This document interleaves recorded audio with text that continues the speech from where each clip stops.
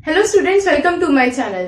आज हम पढ़ेंगे लॉज ऑफ रिफ्रैक्शन के बारे में। आई होप आप लोगों को सबको पता होगा कि रिफ्रैक्शन क्या होता है। इनकेस अगर आपको नहीं पता है तो मैंने अभी इससे प्रीवियस वीडियो रिफ्रैक्शन की डाली है एंड मैंने आपको उसकी लिंक डिस्क्रिप्शन बॉक्स में नीचे प्रोवाइड करी है, आप उसे देख सकते हैं।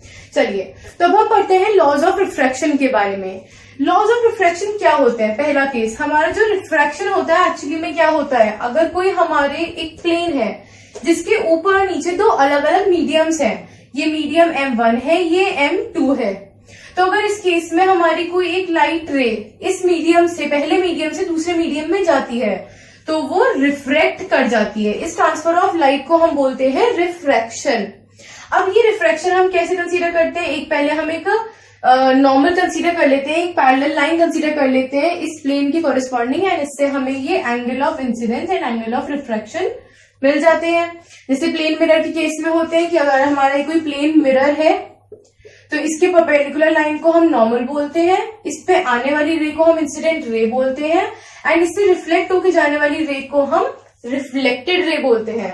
इस तरीके से सेम केस यहाँ पे होता है कि यहाँ पे हमारा बस एक सेपरेटिंग प्लेन होता है, इस सेपरेटिंग प्लेन के ऊपर एक डिफरेंट मीडियम होता है, नीचे एक डिफरेंट मीडियम होता है। जब लाइट इस पहले मीडियम से दूसरे मीडियम में जाती है तो वो रिफ्रैक्ट कर जाती है। तो जो नॉर्मल होता है, इस नॉर्मल के साथ जो इंसिडेंट रे हमारी एंगल बनाती है उसे हम बोलते हैं एंगल ऑफ इंसिडेंस, एंड जो हमारा रिफ्लेक्टेड रे होती है वो हमारे नॉर्मल के साथ जो एंगल बनाती है वो कहलाता है हमारा एंगल ऑफ रिफ्रैक्शन। अब हमारे लॉज ऑफ रिफ्रैक्शन होता क्या क्या है? हमारे दो लॉज ऑफ रिफ्रैक्शन होते हैं। पहला लॉ ऑफ रिफ्रैक्शन ये कहता है कि जो हमारी इंसिडेंट रे है, रिफ्रैक्टेड रे है और नॉर्मल है, ये हमारी इंसिडेंट रे है, ये हमारी रिफ्रैक्टेड रे है और ये है हमारा नॉर्मल। ये तीनों चीजें सेम प्लेन पर लाई कर रही हैं। अब आप कहेंगे सेम प्लेन कैसे? मिरर के केस में हम सबको समझ में आता है कि ये मिरर की एक साइड पे है तो वो सेम प्लेन में हो गई, बट ऐसा नहीं होता। ये एक्चुअली में हमारा जो प्लेन ऑफ पेपर, या इस केस में मेरा जो ये बोर्ड का प्लेन है, ये इस पर लाई कर रही है हमारी तीनों लाइंस, इसलिए हम बोलते हैं कि ये हमारी सेम प्लेन में है। अगर आप इसे नोटबुक पे ड्रॉ करेंगे तो जो हमारा पेपर होगा, उस नोटबुक का जो पेपर होगा, उस पेपर को हम बोलेंगे that plane in which all of these three lie. तो हमारा पहला केस क्या बन जाता है? The incident ray, the reflected ray, refracted ray and normal all lie in the same plane, all lie in the same plane। अब next law of refraction हमारा जो होता है उसे हम बोलते हैं Snell's law of refraction. Snell's law of refraction, इसे हम स्नेल्स लॉ ऑफ रिफ्रैक्शन इसलिए भी बोलते हैं क्योंकि ये जो हमारा एक्सपेरिमेंट है, ये सेकेंड लॉ का वो स्नेल ने डिस्कवर किया था।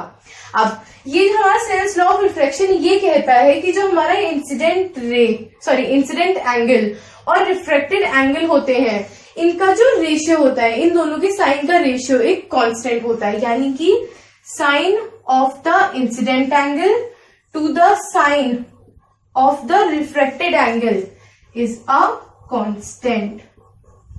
तो ये है हमारा सेकेंड लॉ ऑफ रिफ्रैक्शन। या हमारा एक बार रिवाइज कर लेते हैं। पहला फर्स्ट लॉ ऑफ रिफ्रैक्शन क्या है? The incident ray, the refracted ray and the normal all lie in the same plane, that is the plane of your paper, और in this case the plane of the board.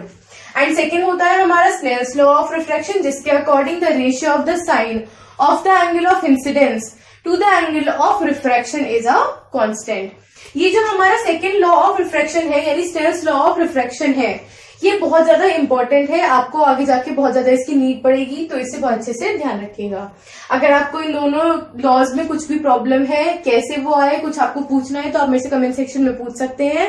And मेरे channel को like, subscribe, share and comment करना ना भूलें। Thank you.